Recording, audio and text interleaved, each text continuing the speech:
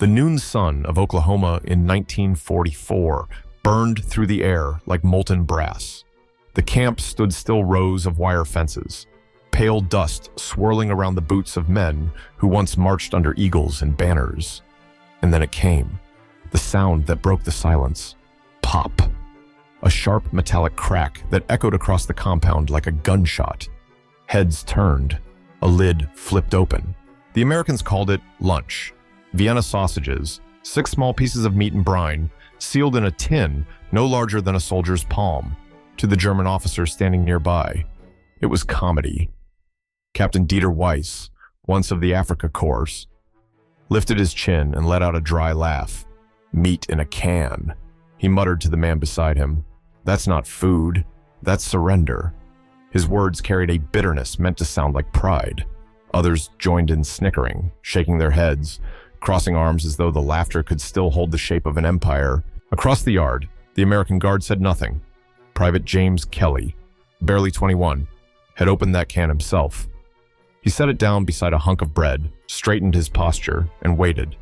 His silence was a strange answer, neither shame nor defense, just quiet. The camera of memory sweeps across the camp, the barracks with peeling paint, the wooden tables scarred by knives, the rusted water pump. Flies hovered over the dust. The air smelled of sweat, iron, and faintly, of salt and smoke from the kitchen. The prisoners had been in America for months now, long enough for disbelief to harden into arrogance. They could not comprehend how a nation of amateurs had captured them with such ease and now fed them like factory workers. Behind Weiss, a younger soldier named Franz Keller watched the Americans unpack crates labeled Libby's and Hormel. Each can glistened in the sun. Identical, endless. He whispered, "They have food even in war." The captain scoffed. "They have no soul." Yet Keller's eyes lingered on the stack of tins. He remembered the last winter in Tunisia when his unit boiled weeds for soup. The word soul suddenly felt small. A breeze stirred the camp flag, the stars and stripes rippling above the barbed wire. The sound of another pop followed, then another, and another like a rhythm, marking the difference between two worlds. The Americans ate, laughed softly among themselves, passed bottles of water around. The Germans watched, still standing, their mockery beginning to fade into something else, something quieter. That day, no one spoke of the war, but when the sun sank behind the pines and the air cooled, a single unopened can remained on the table. No one knew who left it there. Some said it was Kelly, others said it was just forgotten. Yet when a German hand reached out for it that night, the echo of that first pop would return not as mockery, but as hunger's confession. If you value stories like this, don't forget to like and subscribe. It helps preserve forgotten chapters of history. Tell us where you're watching from, and what time it is where you are. In Germany, sausage was art. Recipes passed from butcher to apprentice. Smokehouses tended like temples. Each spice a guarded family secret. But in America, sausage had become something else entirely, an invention of industry. The same country that built bombers by the hour now built sausages by the million. The prisoners could hardly understand it. A convoy of trucks rolled past Camp Ruston's perimeter that autumn, loaded with metal cans stacked like ammunition crates. The markings read Armor & Co., Chicago. Inside the tin walls of those factories, 3,000 workers moved in rhythm steam valves hissing, machines clanging, conveyor belts never stopping. In 1944 alone, America produced over 1 billion cans of processed meat for its soldiers and allies. The line between factory and front had blurred. Nourishment had become strategy. The Germans inside the fence watched as new shipments arrived each week. Private Franz Keller, once a baker in Hamburg, noted the smell from the delivery crates sterile yet warm, like metal and salt. "They eat like machines," he said, though his tone had softened. Captain Weiss only muttered, "They've traded flavor for victory." But behind those tins was a philosophy the prisoners didn't grasp. Each can of Vienna sausages meant that no American soldier would go hungry on a Pacific island or in the Ardennes snow. The taste might not be poetry, but it was power, the quiet kind that kept engines turning, rifles loaded, and men alive. Inside the camp kitchen, Sergeant Harold Fenton took pride in serving the same meals to POWs and U.S. guards alike. His apron was stained, his patience endless. When asked why, he replied, "Because hunger has no flag." It wasn't heroism, it was habit. America's abundance didn't boast, it simply continued. That contrast became the film's unspoken heartbeat in the prisoners' minds. Art still belonged to Europe, the cradle of Beethoven and Bauhaus. Yet here, in a foreign land of grain silos and assembly lines, another kind of art existed, the art of sufficiency. A nation that could can its comfort and send it across oceans had already won a different war, the war against scarcity. One afternoon, as the prisoners marched to labor detail, they passed an open kitchen window. Inside, a radio played Glenn Miller's Moonlight Serenade.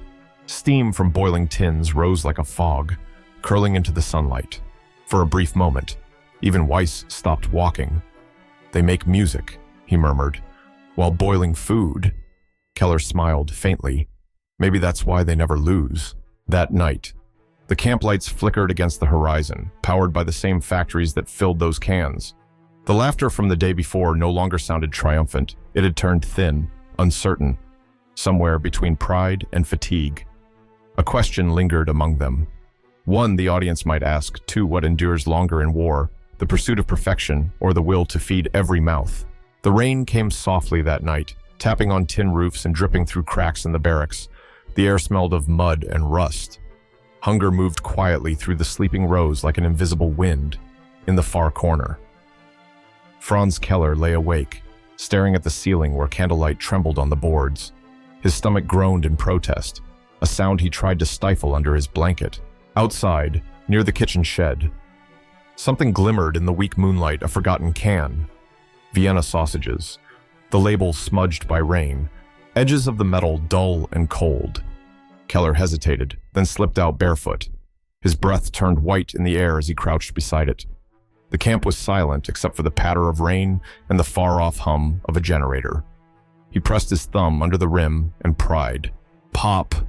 The same sound that had brought laughter that afternoon now seemed to echo differently. Not defiance, not mockery, just survival. The smell crept out slowly, mingling with the damp air. Salt, fat, smoke, a faint sweetness of meat, long sealed from the world. He closed his eyes. The odor pulled him backward to a kitchen in Hamburg, to the clatter of his mother's frying pan, to the warmth of bread crusts. He swallowed hard. For a moment he wanted to throw it away. Pride burned in his chest like fever. Yet the rain whispered a colder truth. Pride fed no one. He dipped a finger into the brine, then brought it to his lips. The taste was metallic and strange, but it was food. He chewed slowly, each bite tasting of surrender and relief all at once. Inside the barracks, another prisoner stirred. Keller. A low voice said, "Is that sausage?" Keller froze. Then he nodded, wordlessly. The man joined him, shivering.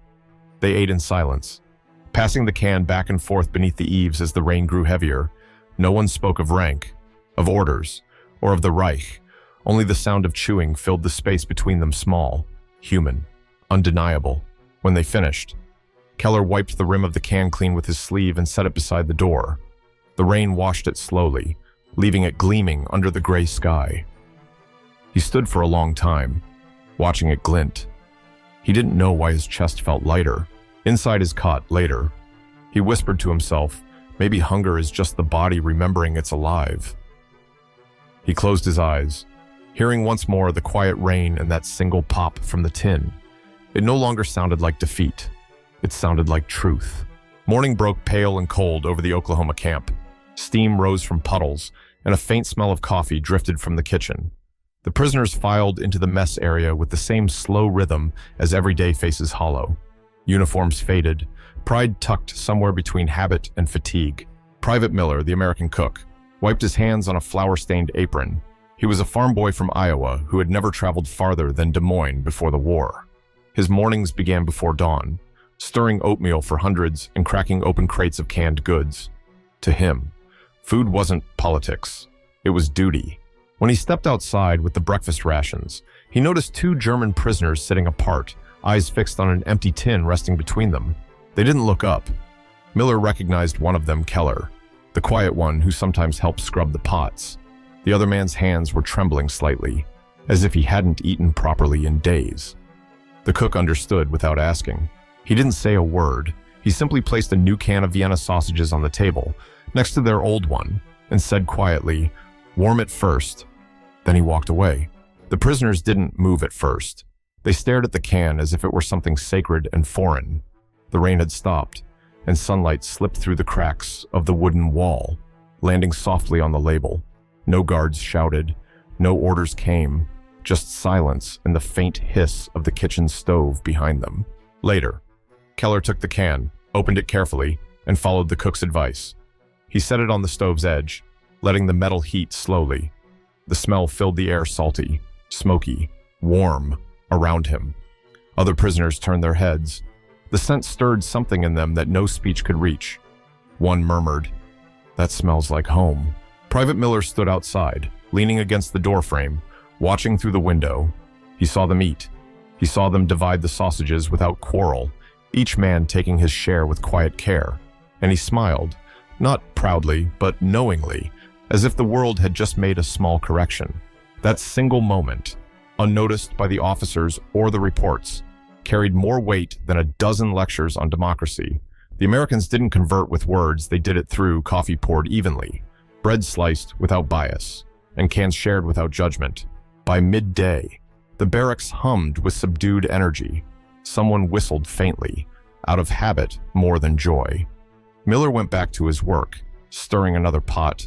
He never mentioned what he'd seen, but when he closed the kitchen that evening, he looked again at the two cans, one empty, one new, and whispered to himself, "Sometimes peace starts small enough to fit in your hand." The afternoon sun pressed down hard, bleaching the world into pale gold. It was Sunday, the one day the prisoners didn't march to the fields. A rare stillness floated over the camp, broken only by the rustle of the flag and the faint hum of flies. At a wooden table behind Barrack 4, two men sat across from each other, Keller and an older sergeant named Otto Brandt, once an engineer from Munich. Between them lay a single can of Vienna sausages. Neither spoke. They had shared this ritual for 3 weeks now, one can, 2 spoons, silence. Keller's hands were still rough from the camp's lumber work. Brandt's trembled slightly as he held his knife. The metallic ring of the blade pierced the still air. Pop!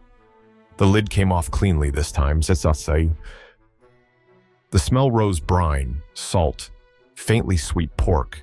Brandt took the knife and sliced the sausages into even pieces. Oil ran over his knuckles. He looked at Keller, then pushed the larger half toward him. Keller shook his head. "You need it more." Brandt smiled, a tired, forgiving smile that seemed to erase ranks, flags, uniforms. "No," he said quietly, "we both do." Around them, a few younger prisoners watched from a distance, whispering.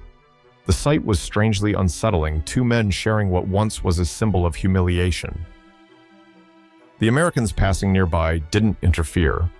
Private Miller noticed, but simply adjusted his cap and kept walking, leaving them to their quiet communion. As they ate, a breeze lifted the camp's dust. The moment stretched thin, suspended between hunger and grace, for the first time in months. No one looked over their shoulders. No guards barked orders. No laughter carried pride's sting. Just the soft rhythm of chewing and the glint of sunlight off the oily tin. Brandt finished his portion and wiped his mouth. Strange.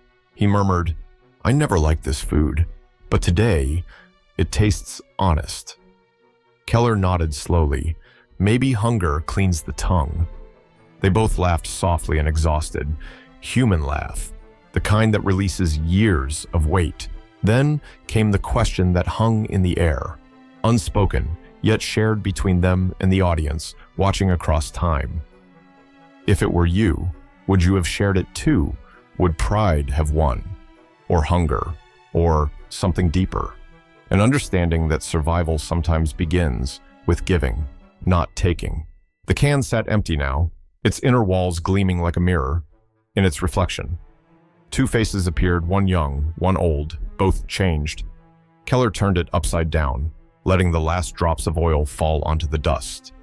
They left a dark mark, small and round, like a seal upon the earth.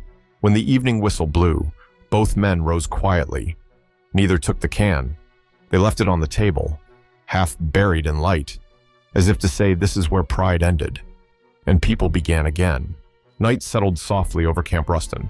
The guards had retreated to their quarters, the lights from the watchtowers casting cones of amber onto the gravel, somewhere beyond the wire. Crickets sang in the grass. And then a faint sound drifted through the quiet. It was singing. The voices came from the American side, low and deep, rising with a rhythm born of labor and faith.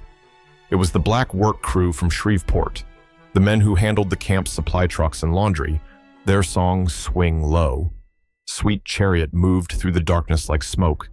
It crossed the wire, soft but unstoppable.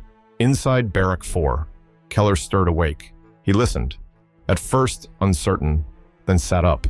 The melody carried a warmth he hadn't heard since before the war.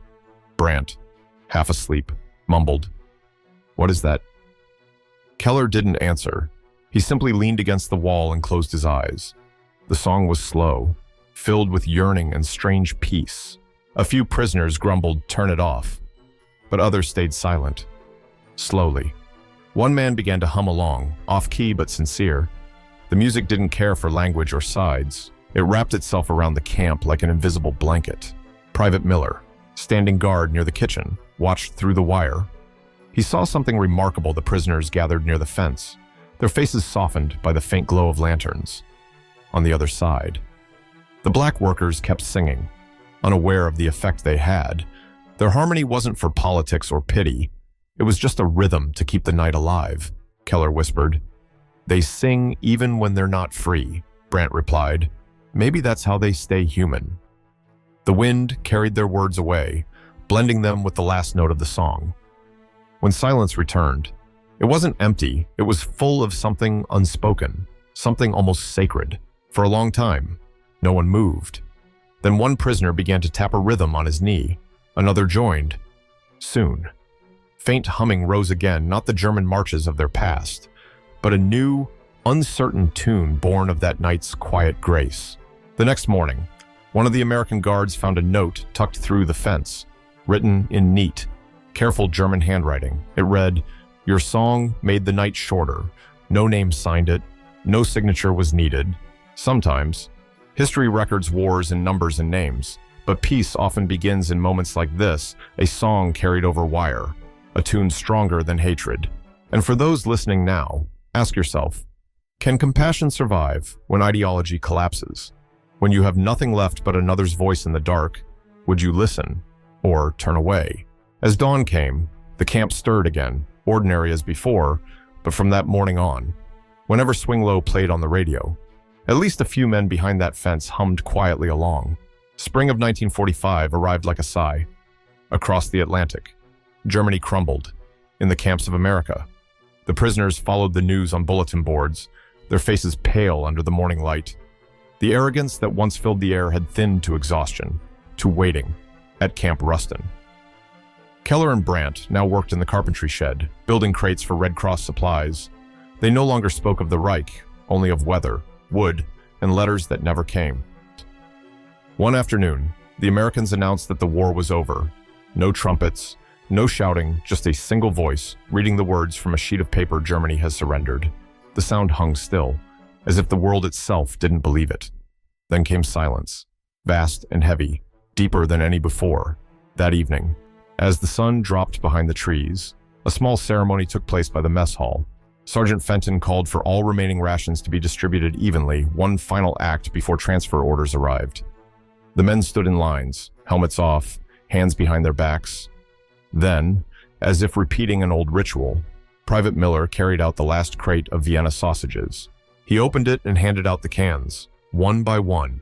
When he reached Keller, their eyes met for the first time in weeks. No words passed between them, only a small nod. Keller accepted the can, turned it over in his palm, and smiled faintly. "This," he whispered to Brant, "is what peace sounds like." Later, a Red Cross officer walked through the camp, noting in his log prisoners quiet, orderly, remarkable discipline, expressed gratitude to American cooks.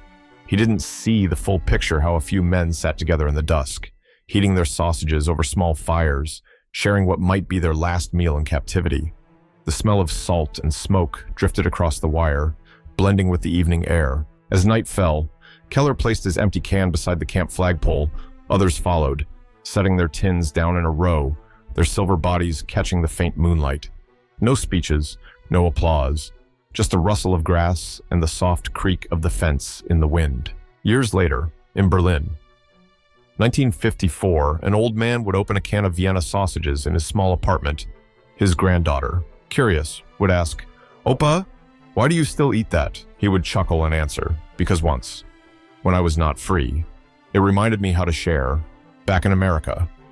The abandoned camp rusted away, but one can remained half buried near the mess hall. Rain filled it, reflecting the sky. The wind carried faint echoes, the laughter, the hunger, the quiet. Wars end with noise. Peace begins in silence. Time has a way of softening even the hardest sounds.